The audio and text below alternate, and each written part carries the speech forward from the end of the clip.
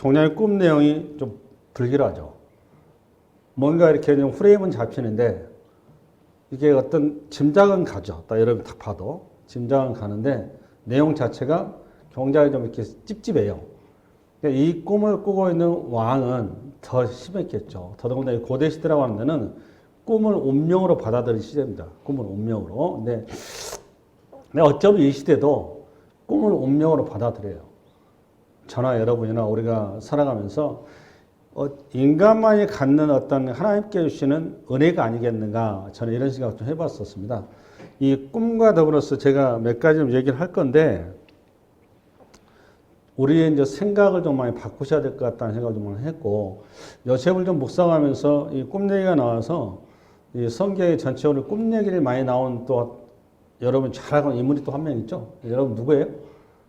네, 다니엘입니다. 다니엘. 이 다니엘이 이 꿈을 해석하는, 요셉의 꿈을 해석한 거하고 아주 흡사하게 되어 있습니다. 평행 본문이다 생각이 될 것 같고, 중간에 설교하다가 이제 다니엘 얘기를 조금 하게 될 것 같습니다. 아무튼 중요한 것은 이 본문에는 지금 이 꿈을 바로가 꿈을 꿨는데 이 꿈이 예사로운 꿈은 아니에요. 근데 문제는 이 꿈을 해석해줘서 나름대로 꿈에 대한 이 꿈에 대한 해석을 해서 뭔지를 좀 알았으면 좋겠는데, 이 꿈을 본인도 해석이 안 되고 주변에 있는 나름 현자나 뭐 꿈 해몽가들할지 뭐 많은 그때 당시에 뭐 유명한 사람들이 있었겠죠. 그 주변에 있는 신하들을 통해서 이 꿈을 해석하려고 했는데 마땅치 않아서 불안해하는 현장입니다. 예, 그런 중에 우리 한번 9절 나갑니다. 9절 시작. 9절부터 13절까지 읽어 나갑니다. 시작. 술 맡은 관원장이 바로에게 말하이르되 내가 오늘 내 죄를 기억하나이다. 바로께서 종들에게 놓아사 나와 떡 굽는 관원장을 춘희대장을 집에 가두셨을 때에 나와 그가 하룻밤에 꿈을 꾼즉 각기 뜻이 있는 꿈이라. 여기까지요. 지금 술 맡은 관원장은 지난 40장에 나오면 술 맡은 관원장과 떡 굽는 관원장 이렇게 나와요. 근데 제가 술 맡은 관원장의 위치를 잠깐 얘기를 했었습니다. 이게 술 맡은 관원장 유대인 중에서도 한 명 있어요. 누군가 느헤미야입니다. 느헤미야가 술 맡은 관원장이 있었습니다. 근데 술 맡은 관원장의 위치라고 하는 것은 그 문고리 권력이라고 그래서 그 직위가 중요한 게 아니고 예나 지금이나 그 최고 권력자와 얼마만큼 내가 관계가 돼 있느냐 이게 중요한 거지 직위가 중요한 게 아니에요. 관계가 얼마만큼 가깝냐, 그러니까 자주 볼 수 있느냐 없느냐 이게 어떤 그 권력인 거지 어떤 그 위치가 뭐 총리라고 해서 뭐 표면적으로는 높지만 실질적으로는 높은 거는 최순실이가 높았던 것처럼 이 시대도 얘기하자면 뭐 한덕수 총리가 높을 것 같지만 김건희가 더 높죠. 예를 들어서 얘기하자면 그런 거란 말이에요. 이 당시에 그 친위대장이라고 하는 자리가 여기 술 맡은 관원장의 자리가 그런 자리입니다. 굉장히 높은 자리. 왜냐면 왕의 생명이 왔다 갔다 하는 자리니까요. 근데 이 사람이 모함에 걸려서 감옥에 들어갔다가 그 모함이 해소가 된 건지 복직이 됐어요. 근데 감옥에 들어갔을 때 꿈을 꿨죠. 꿈을 꿨는데 그 꿈이 회복되는 꿈이었어요. 본인도 그 꿈이 회복되는 꿈이라는 것을 직감을 했었고, 근데 그런 중에도 불구하고 꿈에 대한 명확한 해석과 이해를 가지고 다음을 대응해야 한다는 생각이 앞섰기 때문에 굉장히 불안해하고 있는 찰나에 다행히 감옥 안에 꿈을 해석하는 놀라운 이방인이 있었는데 그게 요셉이었죠.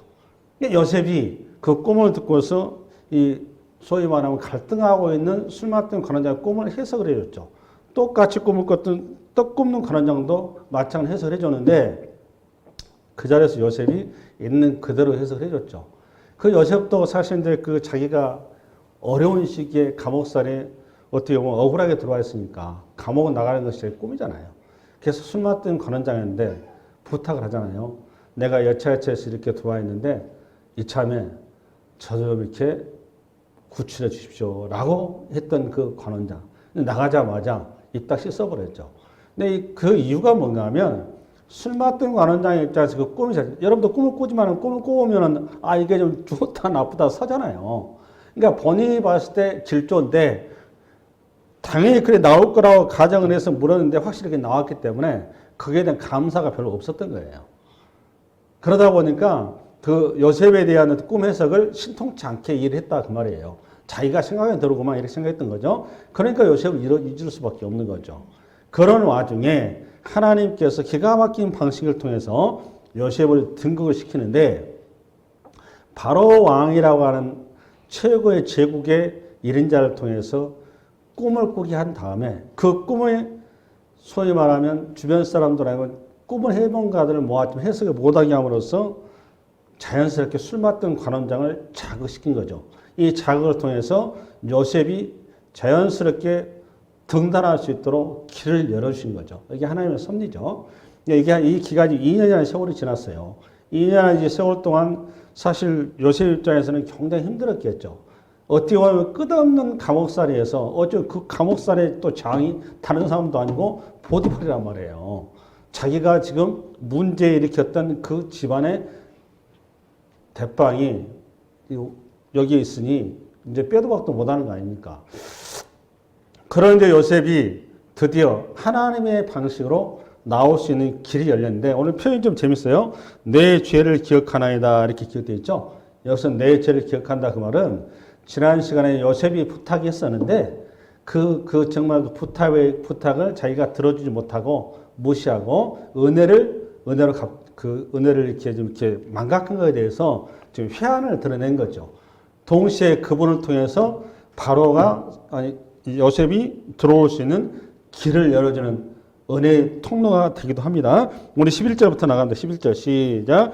나와 그가 하룻밤에 꿈을 꾼즉 각기 뜻이 있는 꿈이라 그곳에 친위대장의 종된 히브리 청년이 우리와 함께 있기로 우리가 그에게 말하니 그가 우리의 꿈을 풀되 그 꿈대로 각 사람에게 해석하더니 그 해석한 대로 되어 나는 복직되어 그는 매달렸나이다.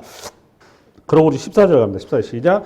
이에 바로가 사람을 보내어 요셉을 부르매 그들이 급히 그를 옥에서 내놓은지라 요셉이 곧 수염을 깎고 그의 옷을 갈아입고 바로에게 들어가니 여기 14절을 이제 우리가 쉽게 그냥 이렇게 받아들일 수가 있는데 이게 쉽게 받아들여서는 안 되는 게 뭔가 하면 뒷부분이에요. 요셉이 곧 수염을 깎고 그의 옷을 갈아입고 바로에게 들어가게 돼 있죠. 여러분들 통상적으로 이렇게 꿈 해몽가나 나름대로 소위 말하면 그 시절의 기준으로 해서 어떤 그 영적인 세계, 어떤 그 제4 차원의 세계를 이해하고 그걸 어떤 애언하고 이런 사람들의 어떤 모습이나 형태는 수염을 깎으면 안 되죠. 산신령 같은 모습으로 서는 거죠. 그리고 신접하고 이런 그 신과 연결된 이런 어떤 독특한 방식으로 서는 것이 맞잖아요. 근데 요셉은 오늘 보니까 그 방식이 아니라 한 평범한 개인의 모습으로 서는 것이 눈여겨볼 필요가 있습니다. 이건 요 내용은 뒤에 가서 설명을 합니다. 이해갔죠? 예, 그게 좀 여러분 좀 들어오셔야 돼요. 그래서 지금 요셉은 왕 앞에 나아가기 위해서 일반 평범한 사람의 모습으로 왕 앞에 나아갈 준비를 하고 나아가는 거죠. 예, 그 다음에 우리하고 15절 시작. 바로가 요셉에게 이르되 내가 한 꿈을 꿨으나 그것을 해석하는 자가 없더니 들은즉 너는 꿈을 들으면 능히 푼다 하더라. 16절 요셉이 바로에게 대답하여 이르되 내가 아니라 하나님께서 바로에게 평안한 대답을 하시리이다. 16절이 중요해요. 하나님께서 뭘 준다고 여러분? 평안한 대답을. 그것도 누가? 하나님이. 그러니까 자기가 주체가 아니고 하나님이라 그 말. 여기 사실 굉장히 당돌한 거거든요. 당시에 저 바로라는 자리는 왕의 아들이, 신의 아들이거든요. 그러니까 신이란 말이에요. 신 앞에서 지금 감히 하나님이라는 신을 지금 이렇게 들춰내는 거기 때문에 결례입니다. 결례. 잘못하면 이거는 사실 목이 날아갈 수 있는 그런 자리예요. 그럼에도 불구하고 요셉이 지금 하나님을 공식적으로 지금 알리죠. 알리면서 뭐라고 그러는가 하면 뒤에 답이 중요해요. 바로에게 편안한 대답을 하시리이다. 당신이 신이 아니라 하나님이 신이다. 이런 말씀이죠. 이 말씀을 좀 기억해 놓으시기 바랍니다. 편안한 대답을 하시리이다. 그러고 나서 우리 17절부터 24절까지는 무슨 내용인가 하면 바로가 자기 꿈 얘기를 하는 거죠. 누구한테? 요셉에게. 저를 보세요. 지금부터 중요해요. 꿈 스토리를 잠깐 정리하자면 7 암소, 그 다음에 7 이삭이죠. 7 암소는 두 가지 형태인데 하나는 복되고 하나는 저주스럽고 이것도 마찬가지. 여기는 하나는 풍성하고 하나는 그냥 가냘프고 통상적으로 여기도 풍성한 거고 가장 아픈 건데 통상적으로 건강한 것이 가장 아픈 것을 먹는 게 정상적인 거죠. 우리 일반적으로 우리 상식에는. 근데 반대가 벌어졌죠, 지금 이게. 꿈이니까 그런 거죠. 반대로 벌어졌어요. 이 가장 아픈 게 건강한 걸 먹어버렸단 말이에요. 물리적으로 힘이 약한 게 강한 걸 먹어버린 거잖아요. 그렇죠? 여기도 마찬가지잖아요. 이 꿈을 꾼 건데 이 꿈 내용은 이제 요셉에게 여러분 잘 알다시피 7년이라는 것이고 1년 7이라는 7년이라는 것이고 요거는 풍년이라는 것이고 그 다음에 흉년이 오는데 풍년과 흉년 중에서 풍년의 방점이 있질 않아요. 어디에 방점이 있는 거죠? 흉년의 방점이 있어요. 이게 중요해요. 흉년의 방점이 있어서 결국은 뭐냐, 요셉의 얘기는 지금 이 꿈을 보여준 거는 두 번의 꿈이라는 것은 증인이 한다 그 말이죠. 요거는 쉽게 해서 반드시 일어날 일이다, 예정이다 그 말이죠. 예정이랑 두 번의 꿈이라 그 말이에요. 그러니까 여기에 지금 꿈 요 형태가 본인이 예전에 꿨던 거하고 똑같죠. 맞아요, 틀려요. 예전에 본인이 꿨었잖아요. 똑같은 꿈이 아니라 이런 꿈을 꾸잖아요. 여러분 요셉도 꿈을 두 가지 꿨죠. 하나는 뭐였어요? 볕달을 꿨죠. 또 한 번은 해와 달과 별이죠. 똑같은 메시지는 똑같아요. 근데 이걸 중복했단 말이에요. 이것도 오늘도 중복한 거란 말이에요. 그렇죠? 중복. 내용은 이제 이런 내용인데 지금 여러분하고 지금 내가 나누려고 하는 건 뭔가 하면 오늘 설교는 짧게 끝날 거예요. 오늘 잠깐 우리 한번 21절 한번 봐보세요. 21절 시작. 먹었으나 먹은 듯 하지 아니하고 여전히 흉하더라. 내가 곧 깨었다가 이렇게 나오죠. 먹었으나 먹은 듯 하지 아니하고. 그러니까 7년의 풍년의 그 풍성한 이거를 이 가냐라는 것이 먹었는데 별로 이렇게 먹은 표시가 안 나더라 그 말이에요. 그만큼 지금 이 어두운 쪽이 강한 거죠. 얘기하려고 하는 거죠. 예. 근데 이제 여러분하고 이제 뭘 가셔야 되는가 하면 여기서는 한번 지우겠습니다. 오늘 꿈 해석하는 야곱의 우선 태도가 중요합니다. 태도가. 첫 번째, 야곱은 여러분 알다시피 꿈 때문에 형들로부터 팔렸어요. 이게 중요해요. 여러분 제가 야곱이 형들한테 팔릴 당시 여러분한테 무슨 얘기를 했는가 하면 야곱은 하나님으로부터 특별한 계시를 받는 자였었죠. 계시를 받는 자고 은사자죠. 맞아요, 틀려요. 은사자입니다. 아버지 무릎팍에서 말씀을 특별히 배우고 특별히 요셉은 야곱의 입장에서는 르우벤을 대신하는 장자로서 실질적으로 훈련을 받고 있었고 아버지의 특별한 사랑 안에서 장차 그 집안을 이끌어갈 기둥으로 세워져 가고 있는 중이었었죠. 그런 와중에 야곱이 자기가 믿던 하나님, 자기가 신하는 하나님을 누구보다도 요셉에게 특별하게 전수시키고 가르치고 입력하고 있었죠. 그거를 요셉이 잘 흡수하고 있었죠. 이게 결과적으로 요셉은 하나님이 잃지 않은 은혜를 입었죠. 그걸 뭘로 할 수 있는 거예요? 요셉이 꿈을 꿨죠.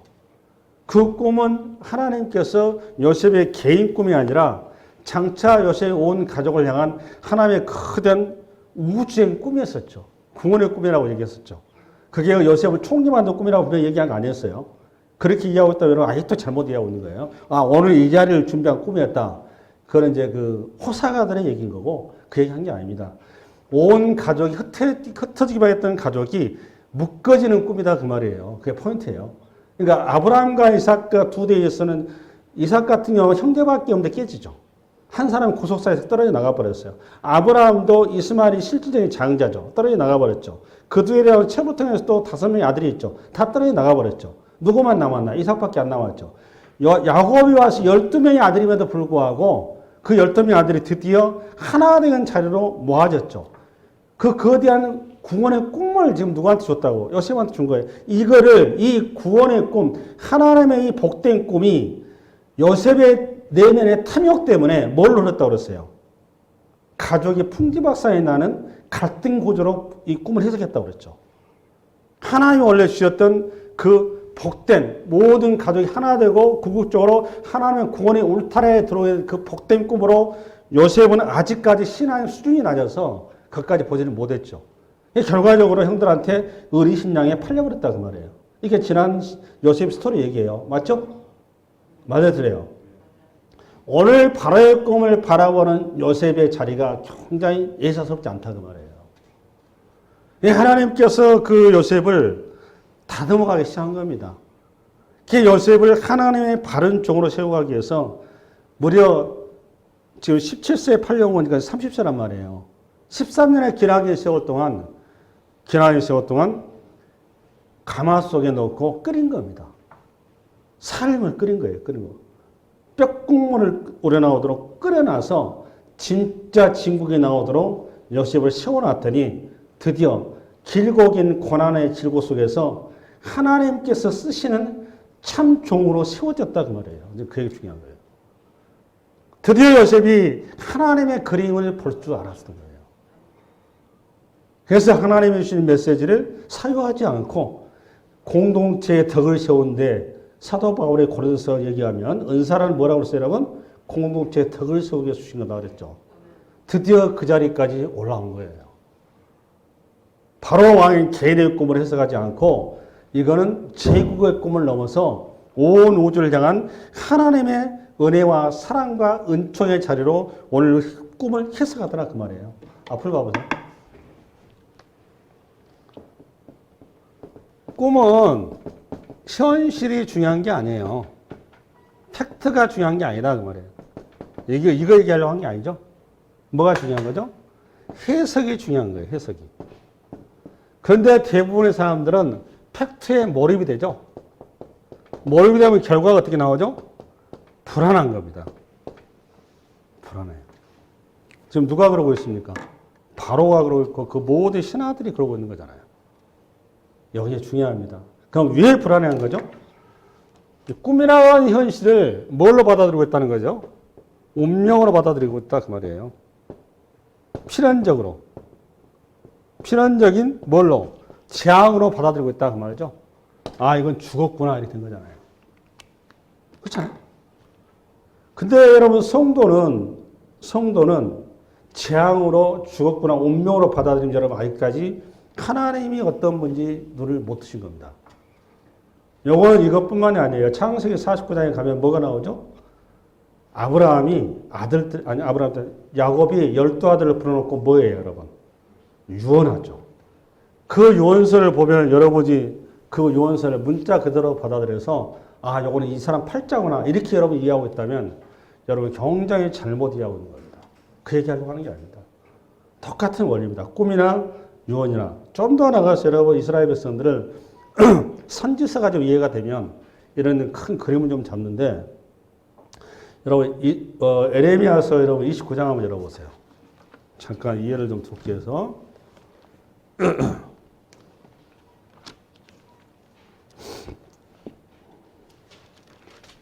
29장 1096페이지가 돼요.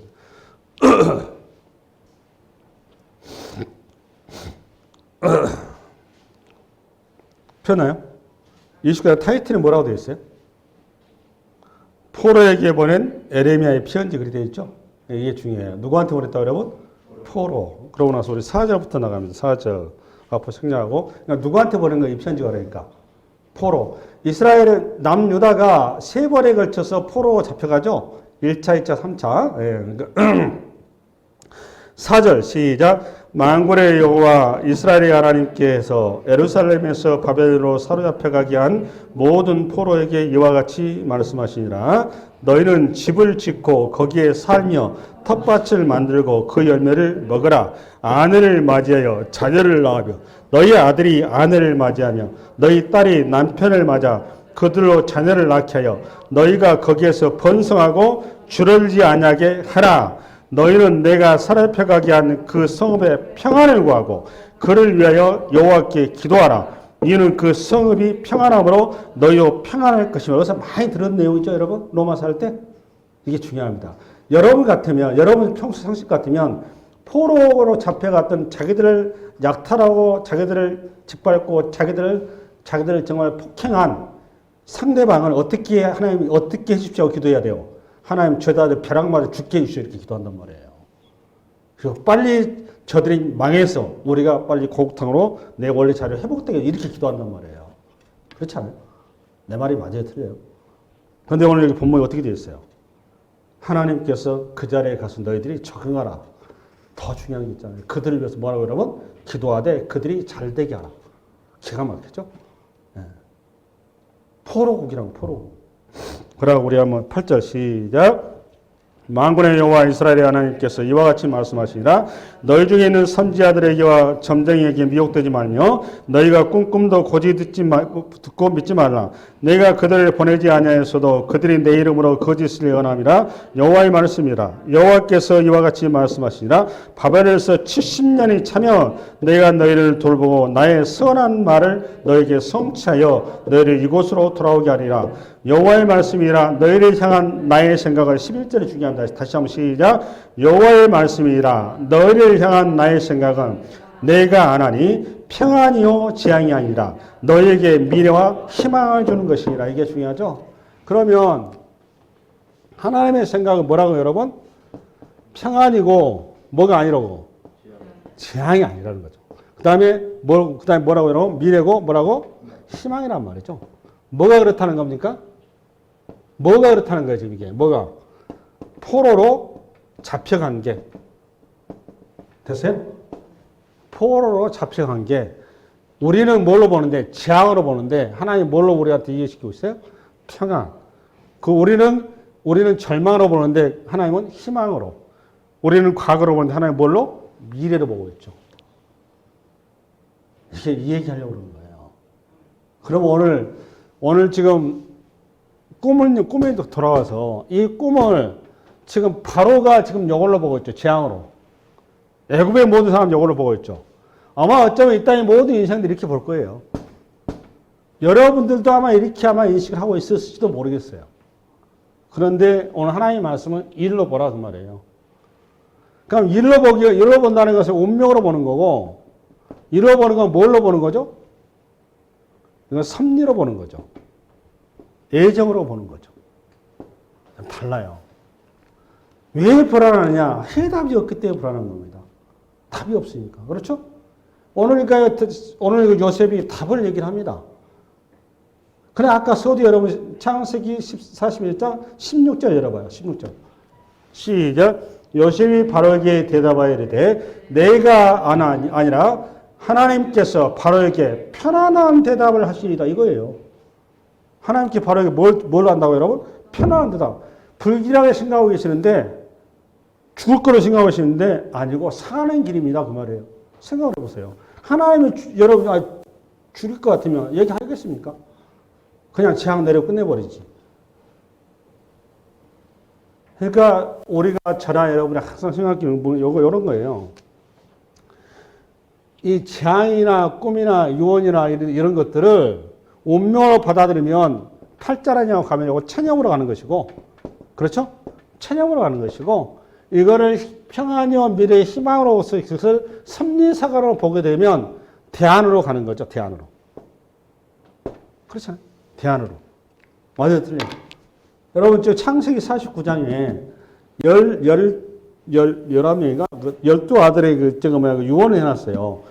12아들의 유언 중에서 대표적으로 여러분, 레이하고 시몬이 저주를 해놨잖아요, 보면. 여러분, 레이하고 시몬이 가면 저주스럽게 결과가 나왔습니까? 안 그래요. 또 똑같은 유언인데 신명기에 가면 또 틀려요. 내가 무슨 얘기하려고 그러는가 하면, 하나님께서 저와 여러분을 향한, 인생들을 향한, 하나님의 사랑하는 자를 향한 뜻은 재앙이 아닙니다. 우리를 향한 꿈은 심판이 아니라 구원이라니까요. 성스라는 책은 구원에 관한 책이에요. 이게 오늘 스토리도, 꿈에 관한 모든 스토리도 결국 뭘 얘기하려고 하는 거예요? 구원에 관한 얘기하려고 하는 거예요. 구원이 왜 우리가 구원이 필요한지 그 얘기하려고 하는 거예요. 내용은. 할렐루야. 아멘. 이 팩트를 잘 결국 그러면 이 상황을 팩트를 저와 여러분이 어떻게 반응을 하고 대답을 하고 응답하느냐에 따라서 결과가 틀릴 수밖에 없다 그 말이에요. 이걸 숙명적으로 받아들이고 가버리면 그거 죽는 거고, 이거는 하나님께서 나에게 복 주시기 위한 새로운 은혜의 자를 세우기 위한 방식이구나라는 이하에 내가 응답하고 대답을 하면 상황이 틀려지는 거죠. 그 열매가 뭐냐? 로마서 8장 28절이죠. 로마서 8장 28절. 시작. 우리가 알거니와 하나님을 사랑하는 자 곧 그의 뜻대로 부르심을 입은 자들에게는 모든 것이에요. 여기 모든 것이 뭐에 포함된 거죠? 재앙과 축복에 포함된 거죠. 모든 것이 합력하여 뭘 이룬다고? 이걸 로마 전도 3장 12절 이렇게 얘기하고 있어요. 3장 11절. 잘 읽습니다. 시작. 하나님이 모든 것을 지으시되 때를 따라 아름답게 하시고, 이 때는 무슨 때예요? 앞에 계속 나오면서 전도서가 앞에요. 울 때, 웃을 때, 그 다음에 병 들었을 때, 오래 건강할 때, 그 다음에 내가 쪼개졌을 때, 내가 부유할 때, 계속 그 때에 대비시가 쭉 나온 다음에 결론입니다. 결론 시작. 하나님이 모든 것을 지으시되 때를 따라 아름답게 하셨고 또 사람들에게는 영원을 사모하는 마음을 주셨느니라. 그러나 하나님이 하시는 일의 시종을 사람으로 측량할 수 없게 하셨다. 때를 따라 아름답게 하셨다. 이게 중요하다니까. 때를 따라 뭐 하겠다고 여러분? 아름답게 하셨고. 그러니까 오늘 바로에게 저주스러운 이 꿈이 결국은 하나님께서 누구를 세워서 구원자 대신하는 요셉을 들어 세워서 저와 여러분이 재앙 많은 세상에서 우리를 불러서 절망 같은 세상 가운데 때를 따라 아름답게 하실 거라고요. 그게 성경의 얘기예요. 궁극적인 그 아름다운 종착지가 어딘가요? 천국이죠, 천국. 우리는 영원히 멸망받을 자가 아니라 영원히 우리는 살 자고 우리는 복받을 자고 우리는 영원한 상속자고 우리의 생명이 죽지 않는다는 거 아니에요.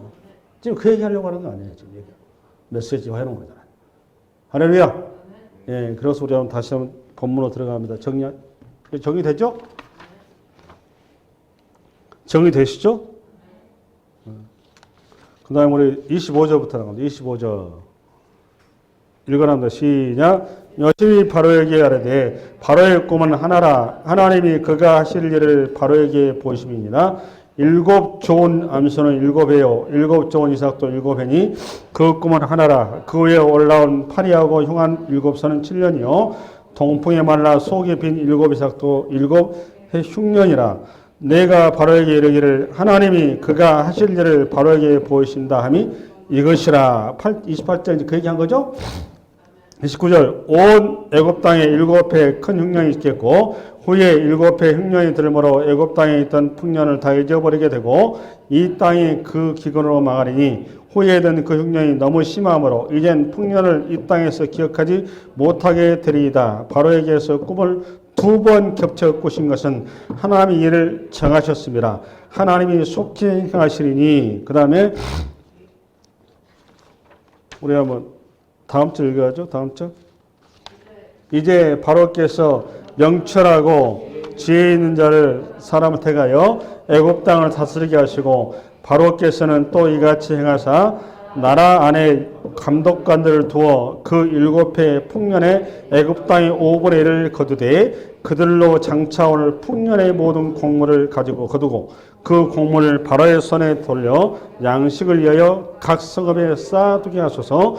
이와 같이 그 곡물을 이 땅에 저장하여 애굽 땅에 임할 7해 흉년에 대비하시면 땅이 이 흉년으로 말미암아 망하게 하시리이다. 하나님께서 결국 요셉을 보내서 애굽에 있는 모든 인생들을 살리려고 하신 거죠. 애굽만 살리려고 하신 게 아니잖아요. 딱 보니까 온 세상에 기근이 임하는데 온 세상을 살리겠다는 거죠. 그리고 지금 요셉에게 명확한 해답을 주셨습니다. 해답을. 우리는 좀 불길하게 답이 없고 대안이 없이 보지만 하나님께서 분명하게 대안을 주셨어요. 대안이 뭐예요? 보니까 그러니까 우리 양수 겹자이 그러니까 환경을 바꾸시지 않으세요. 하나님.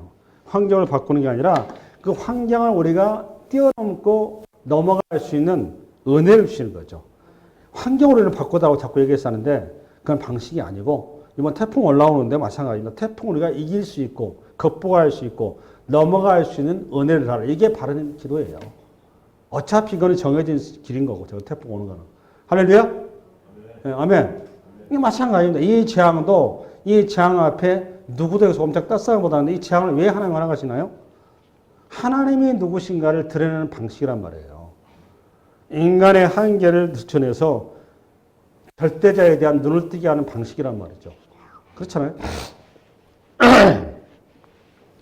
근데 내용 이제 해석하는 방식은 뭔가 하면, 대안은 뭐였는가 하면, 7년 풍년 올 때 그 풍년을 잘 활용하라 그 말이죠. 그러니까 우리가 풍년이 오면 항상 풍년일 줄 알고 마음대로 살죠. 타락하고 뭐 이렇게 좀 이렇게 좋지 않은 방향으로 흘러가죠. 하나님께 그거 경고를 한 거죠. 지금 쉽게 얘기해서. 너희들에게 장차 큰 풍요가 올 텐데 그 풍요가 미래에 흉년을 대비한 것이지 너희 잘 먹고 잘 살고 잘 살아고 준 게 아니다. 이 얘기한 거잖아요. 그러니까 타락하지 마라 그 말이에요. 그러니까 잘 될 때는 찬송하고 안 될 때는 기도하지 그 얘기하고 똑같은 얘기 한 거란 말이에요. 근데 이게 밸런스가 깨지면 그거 죽는 거다 그 말이에요. 그렇죠? 왜냐면 여기에 지금 오늘 대안은 뭔가 하면 공적인 대안만 얘기해 놨어요. 공적인 거. 공적인 대안은 뭔가 하면 조세제도하고 그 다음에 그 인사제도 이 두 가지를 써놨습니다. 그렇죠? 훌륭한 지도자를 세워서 이렇게 풍년 시기에 잘 생각해 보세요. 생각해보면 풍년 시기에 생각지 않은 그러니까 7년이라고 하면 7년 동안 나머지 7년치에 나오니까 2배의 소출이 나온다 그 말 아니에요. 시기에서. 맞잖아요? 2배의 소출이 나오면 흥청망청할 거 아니에요. 그럼 이게 타락으로 갈 수도 있는 거고 이 자리를 정신교육을 잘 시켜야 되겠죠. 그러니까 나는 내가 봤을 때 기록은 없지만 이 사건을 통해서 하나님께서 요셉을 통해서 국민들이 본인들이 준비할 게 있다 그 말이에요. 그렇잖아요. 그래서 자연스럽게 하나님을 소망하게 만드는 거죠. 아 이거는 특별한 절대자의 어떤 그 울타리 안에서 우리가 있는 것이지 아 이거 내가 잘했고 내가 잘하고 잘해서 풍년이 아니구나.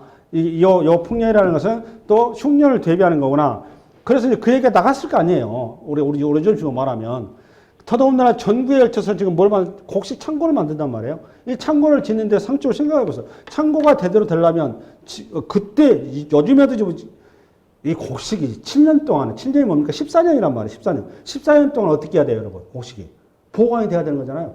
그 보관 방식이 보통 방식이었습니까? 하여간 피라미드를 만들었으니까 뭐 대단히 과학이 발달했겠죠. 이게 그 습도도 있고 이게 우기도 있고 할 때 그런 시기에 잘 보관이 돼야 되고 또 두 번째는 뭐가 자연재해가 첫 번째고 두 번째는 뭡니까? 쥐랄지 어떤 외부의 어떤 동물의 벌레가 먹어버릴 수 있단 말이에요. 방부제도 돼야 되고 그런 어떤 여러 가지 어떤 그 과학적인 방식에서 이 보관도 해야 되는 거 이게 보통 기술이겠냐고 이게 그 지혜가 있어야 되는 거 아니겠어요? 동시에 국가에 살 일이 있고 개인적으로도 흥청망청할 수는 없는 거죠. 이거 좀 오늘 세금이 평소에 10분의 1이랍니다. 10분의 1. 평소에. 근데 이거는 세금은 어떻게 거든요? 5분의 1이니까 10분의 2뭐가 되는 거죠? 2가 되는 거예요, 세금이. 나머지 가면 2가 지금 본인한테 남았다는 거 아니에요. 그럼 그거는 본인이 보관해야죠. 그 본인이 보관 그냥 흥청을 쓸 수는 없는 거죠. 그 얘기가 지금 동시에 들어가는 거죠, 지금 여기가. 할렐루야. 그러니까 이 말은 뭔가 하면 하나님께서 모든 우주 만물의 주인이시고 그분이 주권자이시고 그분 안에 있다는 것을 풍년과 흉년의 자연의 어떤 현상을 통해서 메시지화하는 것이고 동시에 우리가 하나님이 하실 일이 있고 우리가 할 일이 있다 그 말이에요. 그리고 궁극적으로 하나님의 뜻은 그 절대적 하나님은 우리가 심판받는 게 목적이 아니라 우리가 구원받는 게 목적이고 우리가 저주받는 게 목적이 아니라 우리가 뭐하는 게 목적이고 잘 되는 게 목적이라고. 근데 이게 만약에 이해가 안 되고 이게 만약에 이게 동의가 안 되면 무슨 일을 하느냐. 만나를 줬더니 매일매일 거두라고 그랬죠. 6일째 됐을 때는 이틀째 거두라고 그랬죠. 이게 순종이 안 되니까 거두러 가가지고 이틀째 3일치를 거둬요. 이 탐욕이 앞서니까. 그게 어떻게 되냐 결과가. 썩어버렸죠. 그잖아요.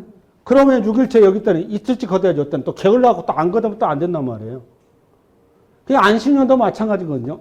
6년의 기간을 한 다음에 마지막 7년차는 어떻게 하시는 거죠? 하나님이 쉬라 그 말이에요. 쉬는데 하나님께서 7년만 쉬나요? 8년차는 먹을 게 없으니까 야 6년차에 이 곡식 다 주겠다 그 말이에요.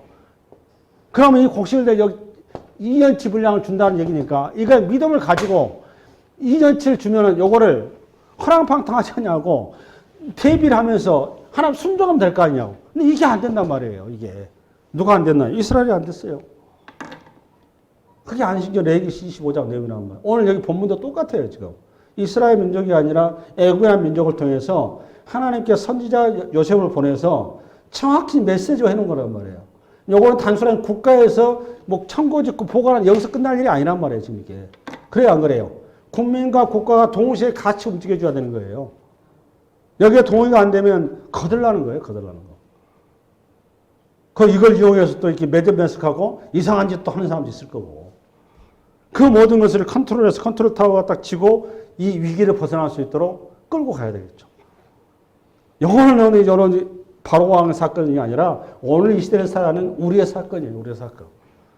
저와 여러분의 인생사도 항상 이 굴곡진 인생길이에요. 그 길 속에서 하나님께서 매사에 우리에게 그때그때 메시지가 줄 때 잘 나갈 때는 찬송하고 찌그러들었을 때는 뭐하고 기도하고 이렇게 일상화돼서 결론적으로 아름답게 하시는 하나님의 큰 그림 앞에 우리가 눈을 뜨고 아멘으로서는 그게 신자인 거죠. 할렐루야. 이 한 주간 여러분의 인생사 속에 짧은 기간이지만 굴곡의 길이 있을 겁니다. 그 굴곡의 길 속에서 오늘 이 메시지가 여러분의 메시지가 되시기 바랍니다. 네, 수고하셨습니다.